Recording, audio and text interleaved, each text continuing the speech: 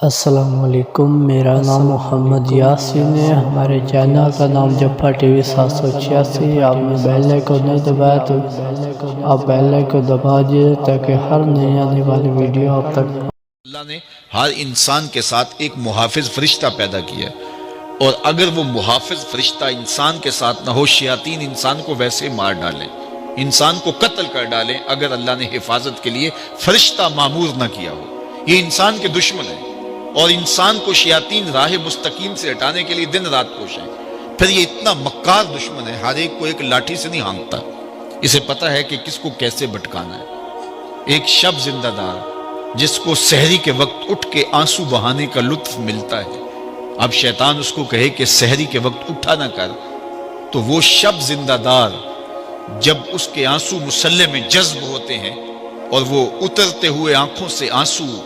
اتنی لذت اسے دیتے ہیں کہ دنیا ما فیہا کی لذتیں ایک طرف اور یاد خدا میں رونا ایک طرف۔ اب شیطان کسی کو کہے کہ سحری کے وقت اٹھا نہ کر، تو کوئی شیطان کی یہ بات تھوڑی مانے گا، تو شیطان اسے یہ کہتا بھی نہیں ہے، اسے کہتا نہیں اٹھا کر، لیکن صبح بتا دیا کر کے میں تہجد گزار ہوں، اسے ریا میں مبتلا کرے گا۔ ایک شخص جس کی طبع میں فیاضی گندی ہوئی ہے، اب شیطان اس کو کہے کہ تو سخاوت نہ کیا کر، بخل کا درس دے، تو طبعاً جو سخی شخص ہے، جس کی فطرت کے اندر فیاضی ہے، تو وہ شیطان کی اس بات کو تو نہیں مانے گا۔ شیطان اسے یہ کہتا بھی نہیں کہ تو بخل کر، اسے فضول خرچی کی طرف لگا دے گا، اسے ان کاموں میں خرچ کرنے کی ترغیب دے گا جس کا اس کو اور معاشرے کو کوئی فائدہ نہیں ہوگا۔ اس لیے شیطان رخ بدلتا ہے۔ ایک شاعر جس کی طبع کے اندر لطافت ہے، نرمی ہے، محبت ہے،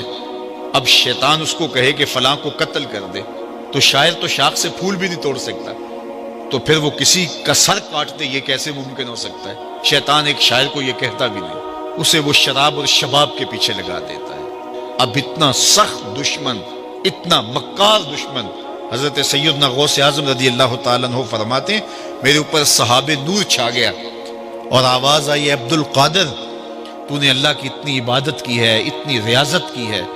کہ شریعت کا ہم تمہیں اب مکلف نہیں رہنے دیتے، اور اب تو نماز نہ پڑھے اور دیگر اعمال نہ کرے تو تجھے کوئی پکڑ نہیں، میں تیرے اوپر ایسے راضی ہو گیا ہوں۔ تو ایسے بادل سے آواز آئی، کہتے مان میرے دل میں خیال آیا کہ اگر عبادت کا مکلف نہ ہونا ہوتا تو امام الانبیاء صلی اللہ علیہ وسلم سے بڑھ کر کون اللہ کا مقرب تھا۔ حتی تتورم قدماہ، حضور جب نماز پڑھتے اور اس قدر لمبا قیام کرتے، حضور کے مبارک پاؤں سوج جاتے، لیکن ان کو تو کہا گیا وَعْبُدْ رَبَّكَ حَتَّى يَأْتِيَكَ الْيَقِينُ، انہیں تو کہا گیا کہ آخری سانس تک اللہ کی عبادت کرنی ہے، تو میں کون ہوں کہ مجھے کہا جائے کہ تو اب عبادات کا مکلف نہیں رہا، کوئی بات نہیں ہے۔ تو کہتے ہیں میں لا حول ولا قوت الا باللہ پڑھا تو وہ جو مجھے نور نظر آ رہا تھا وہ سیاہی میں بدل گیا۔ تو وہ ابلیس تھا جو اس رنگ میں مجھے بھٹکانا چاہتا تھا، کہا عبد القادر اس مرتبے پہ پہنچے ہوئے کتنے لوگوں کو میں نے گمراہ کر دیا، تیرے علم نے تجھے بچا لیا۔ تو میں نے کہا ظالم، میرے علم نے مجھے نہیں بچایا، میرے اللہ کے فضل نے بچایا۔ تو کہا پھر بچ گیا ہے، کئی میں نے یوں لوٹ لیے۔ تو اتنا مکار دشمن ہو جو ہمارے اوپر مسلط ہے اور دن رات کوشاں ہے ہماری متاع عمل لوٹنے کے لیے، متاع ایمان لوٹنے کے لیے، تو پھر مجھے بتاؤ کہ ہم کیا غافل ہو کے بیٹھیں گے؟ ایسے ناپاک وجود کا مقابلہ کوئی آسان ہے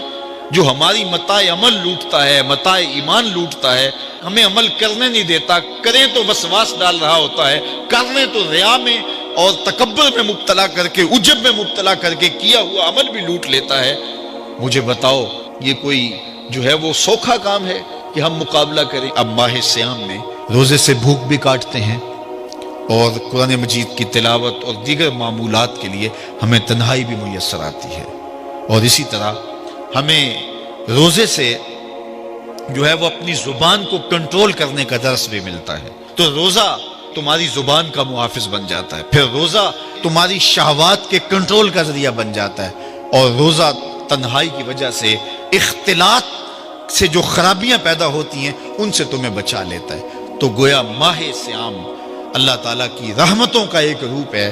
اور یہ 1 مہینے کا تربیتی کورس ہے جس کے ذریعے سے ہم اپنے باطن کی صفائی کر سکتے ہیں اور اندر کی غلاستیں، اندر کے میل کو چیل مٹا سکتے ہیں۔